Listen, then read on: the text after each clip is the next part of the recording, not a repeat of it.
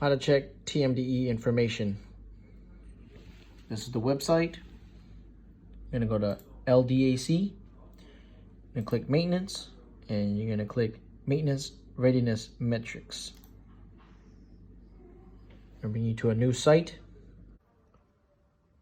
You're gonna scroll all the way down till you find TMDE. Double click the master list. You're gonna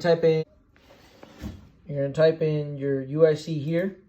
Once you have typed in your data, you're gonna scroll all the way down and you're gonna look for your UIC, and you're gonna cross-reference it and see, like this one, for example, it's ready for calibration.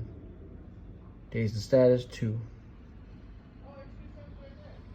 All right, well, this is how you look up TMDE under the website here.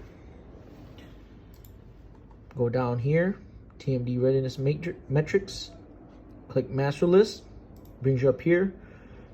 You have to type in the OUIC of your unit, so whatever you're responsible for. Hope that helps. All right, y'all.